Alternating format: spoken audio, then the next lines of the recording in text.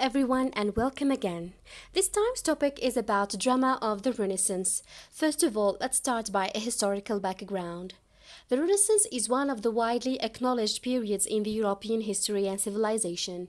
It is known as an intellectual movement that started in the 14th century and lasted until the 16th one. The term is of a French origins, literally means rebirth. The term Renaissance was first used retrospectively by the Italian art historian Giorgio Vasari in his book Lives of the Most Eminent Painters, published in 1550. The Renaissance period is mainly characterized by a surge of an immense interest in the classical antiquities, thought, intellect, and values.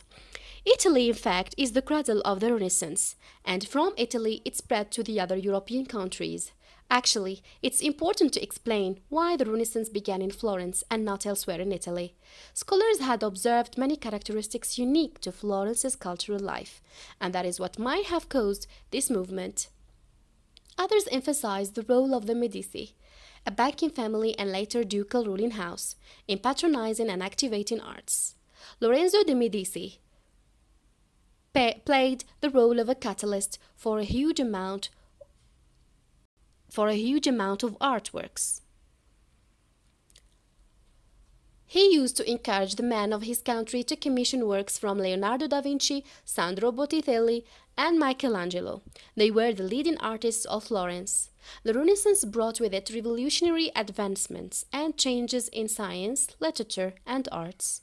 There were so many factors that stimulated these changes, atop of which overseas explorations, substitution to the Copernican for the Ptolemaic system of astronomy, the demise of a feudal system, the revival of the classical antiquity, as well as the rise of the humanist philosophy. Secondly, let's define Renaissance.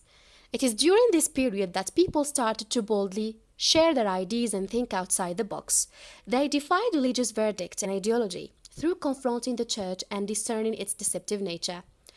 W. R. Goodman defined the Renaissance as follows. The Renaissance was in essence an intellectual rebirth. It showed itself in the effort of the individual to free himself from the rigid institution of the Middle Ages, feudalism, and the church, and to assert his right to live, to think, and to express himself in accordance with a more flexible secular code.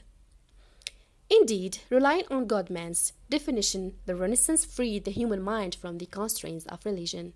In the same token, M. H. Abraham stated that the Renaissance involved rebirth of letters and arts stimulated by the recovery and study of texts from classical antiquity and the development of a new aesthetic forms based on classical model. It also unleashed new ideas and new social, political, and economic forces that displaced the older worldly and communal values of the Middle Ages, emphasizing instead on dignity and potential of the individual and the worth of life in this world. Thirdly, famous figures in literature during the Renaissance. In literature, the major literary figures of this age were Dante, Petrarca, Boccaccio, Machiavelli, and Sannazaro from Italy, Erasmus from Netherlands, Montaigne and Rabelais from France, Lope de Vegas and Cervantes from Spain, Sir Thomas More, Sir Thomas Yatt, Edmund Spenser, Sir Philip Sidney, Shakespeare, and Sir Francis Bacon from England. Fourth, characteristics of the Renaissance. The Renaissance period, in brief, was characterized by mainly four important traits. The first one was the revival of the classical antiquity, which is shown vehemently through the revival of the old forms of arts, mainly sculpture. Secondly, the rise of the logical thinking and favoring it over emotions, which paved the way towards many thinkers of the experimental school in philosophy such as David Hume and John Locke. Thirdly, the rise of the humanist philosophy. The term humanism was coined in the 19th century. It referred mainly to the new conception of man in the Renaissance. The idea of an individual was a vital element of this conception. Scholar G. A. Cadden maintained that humanism as a European phenomena was a more worldly and thus more secular philosophy, and it was anthropocentric. It sought to dignify and ennoble man. Humanism, according to him, helped man to be civilized and to make him realize his potential powers and gifts, and to reduce the difference between potentiality and attainment, or potentiality and attainment. The study of Greek has an important role in the Italian humanism. Some have argued that the conquest of Constantinople in 53 caused the escape of many Greek scholars to Italy, taking their manuscripts with them, and that is what promoted the interest in the classical past and particularly in Plato's works, which were imperfectly known previously. Francesco Petrarca was one of the earliest important Italian humanists. He revived interest in Cicero as a model for prose style, and he was also the author of some significant works in Latin and Italian. His followers, such as Giovanni Boccaccio, Salutati, Leonardo Bruni, and Lorenzo Valla, carried on the translation of important classical works in order to recover the missing manuscripts from the classical antiquity. The fourth characteristic, which is the Elizabethan Golden Age. The reign of Queen Elizabeth I was one of the great periods in English history. Perhaps the greatest one. It was known as the Elizabethan Age. In this age, England became a unified nation that was able to firm and stable against the states like Spain, which was planning to attack England.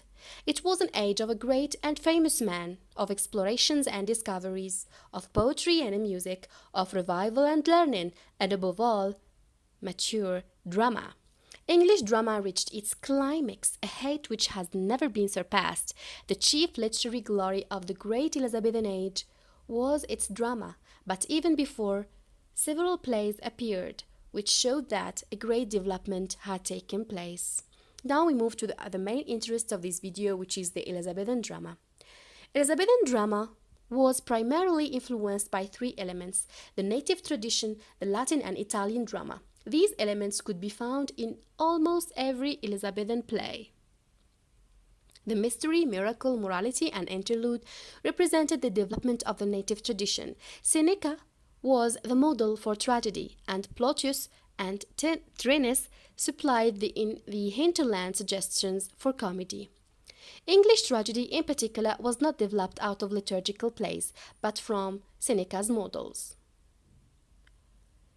Actually, the first play to be written following Seneca's model is Gorboduc, which was the first English play that embodied his own views. Of course, there were so many factors that led to the flourishment of drama during this age.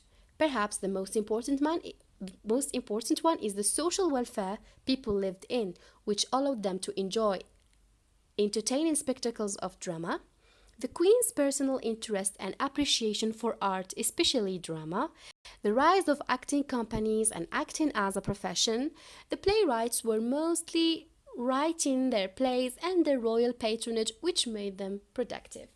By this, my dears, we arrive at the end of this video. Thank you so much for watching it, and as usual, if you have any questions, do not hesitate to write them below in the comments section, and see you in the coming video, which is going to be about Hamlet.